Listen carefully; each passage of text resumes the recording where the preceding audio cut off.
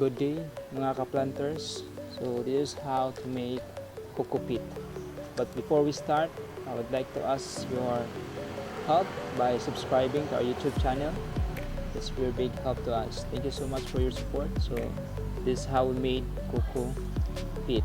So I get this one here, then remove it, and we need to do it like this. So ito na mga ka-planters. So we need to follow the direction of the fiber. So the fiber direction is like that, slant. So just follow this method. Okay, single stroke only.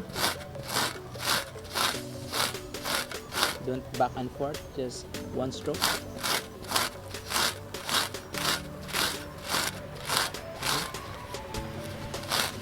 Siguro sa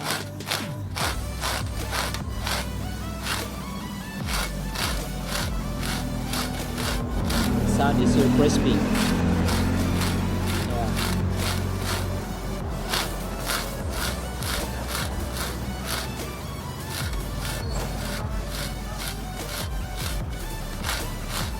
So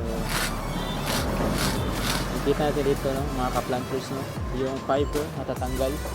Yan, this is the fiber. Natanggal yung fiber, so separate natin yung fiber dito at continue natin to.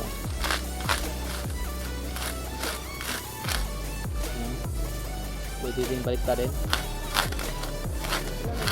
sa one direction lang ha.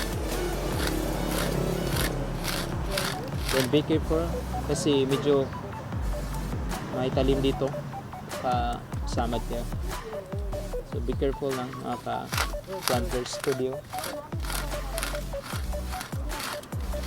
Okay, yan mga ka-planters, no? Don't forget to subscribe to our YouTube channel. It's a very big help to us, so that we can encourage also to make more videos like this in agriculture.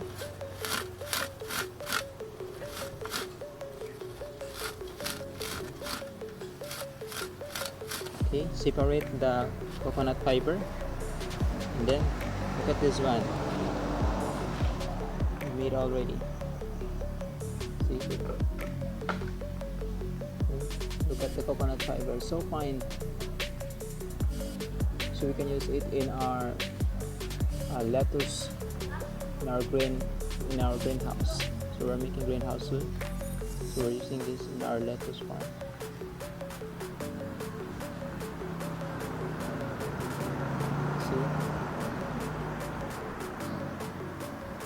So fine, so nice. And ka-planters, thank you so much for watching this small tutorial.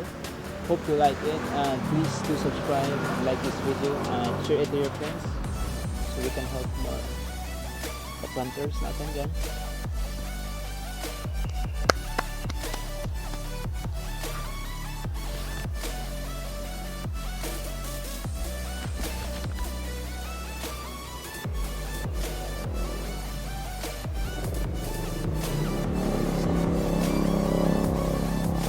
So much mga ka-planters for watching this video. Ito yung mga gamit natin.